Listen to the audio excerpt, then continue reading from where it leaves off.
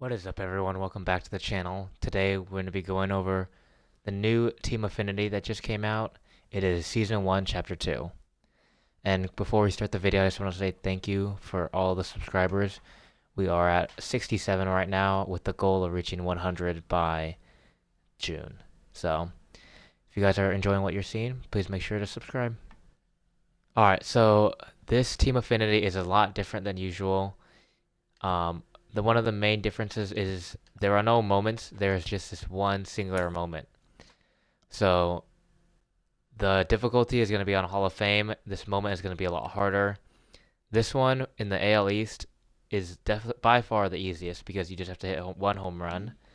But if we go over to a different division, their extreme moment is a lot harder. As you can see, this one you need to get 3 extra base hits in one game on Hall of Fame difficulty. So some of these just aren't even worth your time.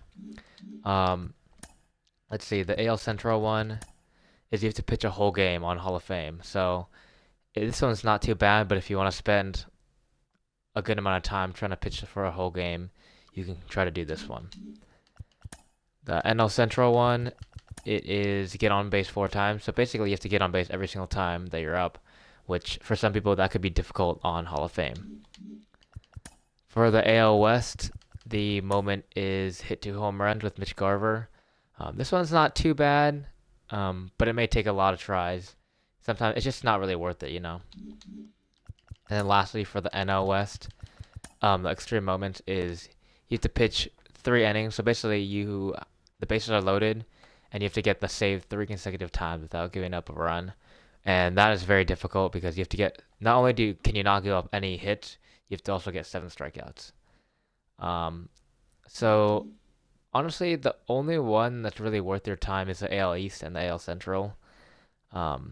There's gonna be way better ways to get your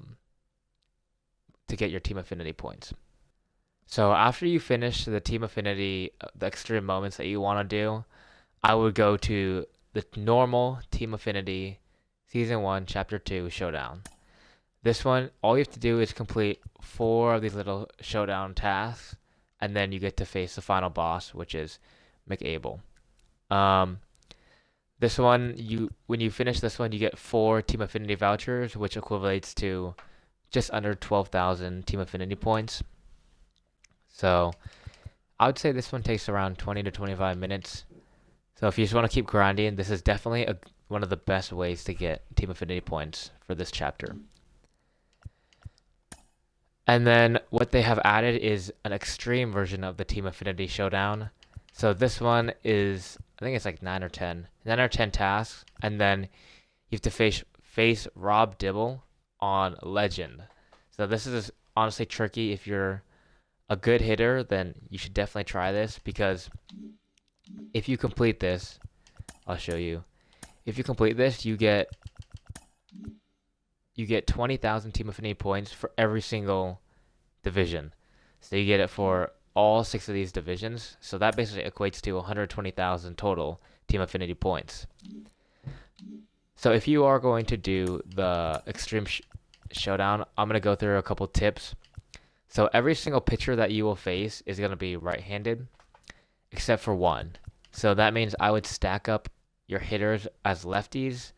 And then once you get to the final boss, this Rob Dibble, he is a reliever, and you have 20 outs to score. If you finish all the tasks, you only have to score 2 runs. But it is on legend mode, so basically I would just take until you get 2 strikes. Because once he gets above 50, 60 pitches, he'll start hanging a slider down the middle. He'll lose some miles an hour on his fastball.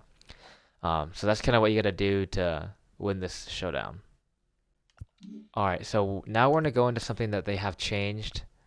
So instead of having a Team Affinity Conquest for each, for the West, Central, and East, they now combine it all into one.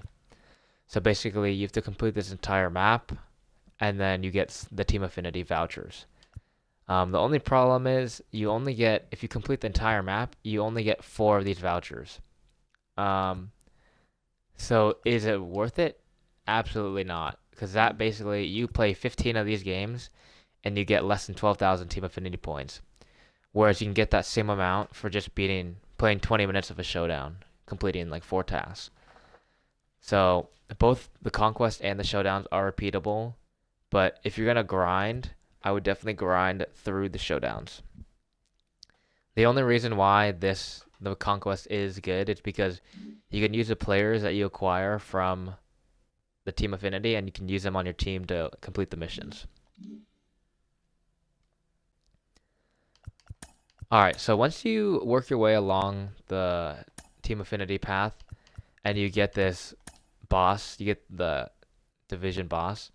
How I'd go about it is I would do one that has a pitcher. So right here you can get Noah Meyer, McAble. So I would do this, and I'd first select a pitcher because you can come down and do the missions, and it's a lot easier to get 10 strikeouts with one pitcher than it is to get 10 hits with one hitter, because then you have to go around and play the whole lineup. So I'll just start with the pitcher, and then complete the moments with the pitcher, and then you'll be racking up more points, and then you can start selecting the hitters. So yeah, that is the fastest way that I would complete the Team Affinity program. Now I will get into the ranking of which division has the best players. The best division to do is the NL Central, and it's definitely a close one, but I think the NL Central is the best because Rob Dibble, this card is insane. This is probably the best reliever in the game.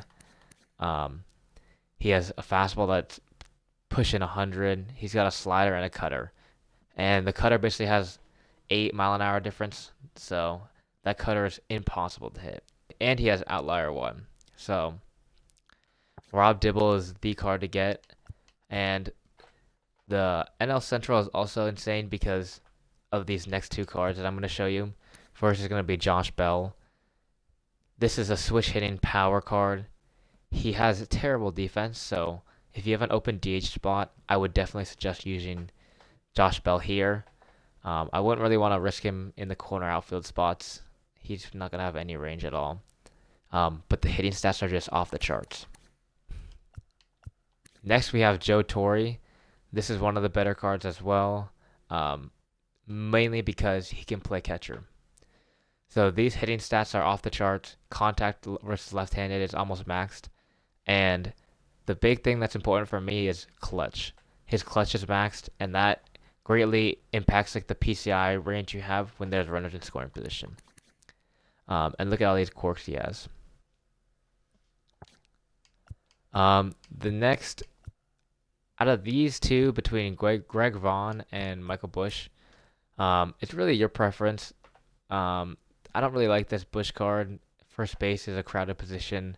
His hitting stats aren't crazy, and he's only bronze defense. Greg Vaughn, he is silver defense, which is not very good, but he definitely has a lot better hitting stats. So that is the best division, the NL Central, that I would start with if I were you. So moving on to the second, we have the AL East. And the main reason why the AL East is up this high in the rankings is because of this card right here, Jason Dominguez. This dude, diamond hitting, diamond defense. He's a switch hitter, can play all the outfield spots, and he has good speed and good stealing. Another big thing with this card is you can use him with the Byron Buxton boost because his vision is under 60. So that just adds to his insane hitting stats already. Between these last 4 cards, it's more up to you. This Heston Kjerstad card is solid all the way around. Mid-80s contact, mid-90s power, diamond defense, diamond hitting, bats left-handed. Nothing crazy about this card, but nothing bad. He's just going to be a solid card for you. Next, we have this Martinez card.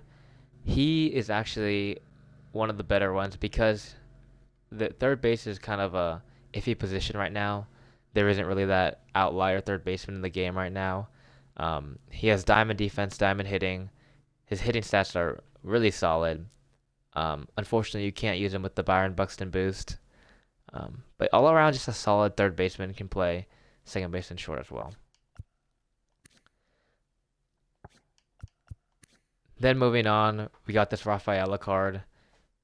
In real life, he's known for his defense. He is crazy good center fielder. He can play almost every position. He's got diamond defense. The only problem is his hitting stats are just very mid. Um, but if you want to use him in center field, bat him ninth. You definitely can. This card is solid, just not one of those insane God Squad players. And then lastly, we have this Xavier Isaac card. He's at a crowded first base position. His defense is only silver, and his hitting stats don't really make up for the position that he plays. So I would kind of wait and get him last. All right, and third in our rankings, we have the NL East. The NL East is loaded with not crazy there's no crazy cards, but they're all really solid. Like I said, I suggest getting pitchers first so you can complete that strikeout mission. Noble Meyer would probably be my first pick. He's got 99 fastball. He's got a good pitch mix with the sinker, slider, change, and curveball. And then Mick Abel, very similar to Noble Meyer. Got a upper 90s fastball. Good pitch mix. Honestly, it's the same pitch mix. So yeah, you can really pick between Mick Abel and Noble Meyer, what you want first. And then they brought him back. Eddie Matthews, he's in the game every year. His card art is the same almost every single year, which is funny because there's definitely different card art that they could be using. His defense is lacking, but his swing is just so nice. Hitting stats, 85. His hitting stats are very good. Just one of those solid hitters that you can use. Next, we have Joey Meneses. He's not a very good defensive first base, but he hammers lefties, and with the best pitchers in the game right now being left-handed pitchers, it is nice to have a right-handed power bat. And next, we got Acuna's brother. So kind of like Rafaela, his defense and his speed is just off the charts. But the only thing that's holding him back is his hitting.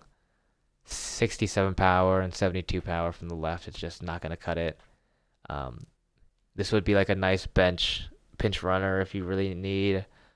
He's got 90 speed and 99 steal. But other than that, I don't really see too much value with him. And now fourth, we have the AL West. So we're going to start off with this J.R. Richard card. You face him in the showdown early on, and his fastball is hard to hit. It gets up there at 99. He has outlier 2 on that fastball, so he's got 3 hard pitches, fastball, cutter, and a 2-seam. All you really have to do off of him is just sit on something fast, and you're probably going to hit something. But like I said, you can overpower some of your opponents with this card, and I would get this pitcher to start so you can get those 10 strikeouts for that mission. Next up, we have this Mitch Garver, and this Mitch Garver card might be the best catcher in the game right now other than Mike Napoli. The hitting stats are just off the charts. Defense is just average per usual for Mitch Garver, but his hitting stats make up for it way, way, way beyond.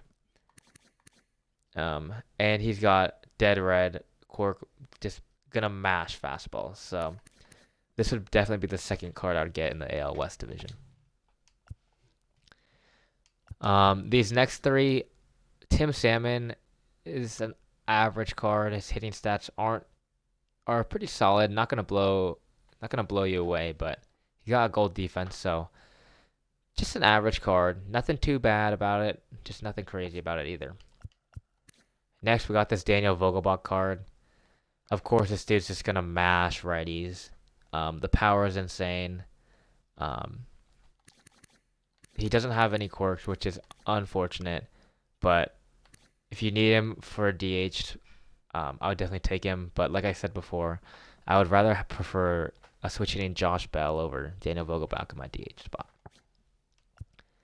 And then lastly, we have the Jacob Wilson card.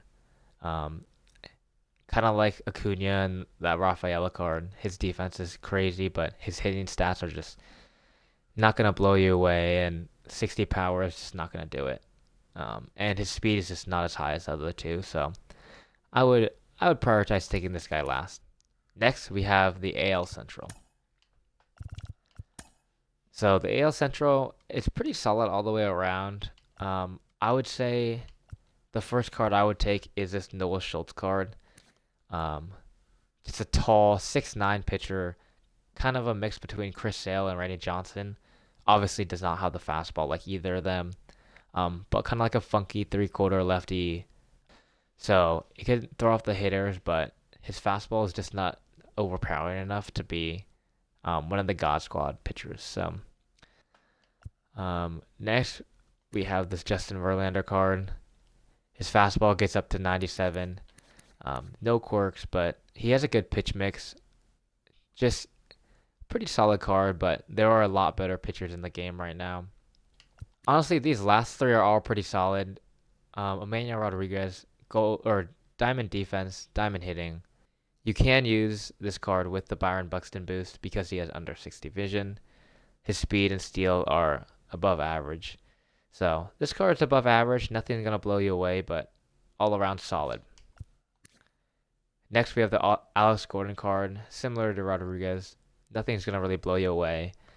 His speed is a little bit lower than Rodriguez. Same with his hitting stats, but I think he has a very nice swing. And then Steven Kwan, you can take him third, honestly. Really good contact, not much power, but he has diamond defense and diamond hitting. I would have liked for his speed or his steal to be a lot higher, but yeah, that's why I couldn't rank this card any higher. And then lastly, the worst division for these Team Affinity cards is the NL West. So this division didn't really have that big of a standout. I think Kenley Jansen is a good reliever. He's always solid. Chile Davis is a switch hitting outfielder. Doesn't have diamond defense, which is unfortunate. Not too much power against lefties, but against righties, he's a really solid hitter. Then we have Chase Dollander. This card is pretty solid. He's got 98 speed, kind of similar to Noble Meyer and Mick Abel. Just like a right-handed pitcher, pretty stock with that sinker, slider, curveball, and change. No quirks, so this pitcher is not too bad. I would probably take him second or third in this division. Now we got Drew Jones. This card, not as good hitting stats as I'd like to see. You can use him with the Byron Buxton boost as he only has 48 vision. He's got really good defense, so really good defensive center fielder and really good speed. It's just that center field's such a crowded position right now, so I would prioritize taking other positions. And then lastly, Will Myers. This card, his hitting stats are pretty solid, but that's just really bad defense. And for a first baseman, you would like to see better hitting stats, a little more power or contact, and his vision is just high enough where you can't use him with the Byron Buxton boost. Alright, so that'll wrap it up for the Season 1, Chapter 2 Team Affinity video. If you have any questions, leave it down in the comments. I will be grinding this. I'll be trying to complete that Extreme Showdown, and I'll be completing the other normal showdown just to try to grind my way.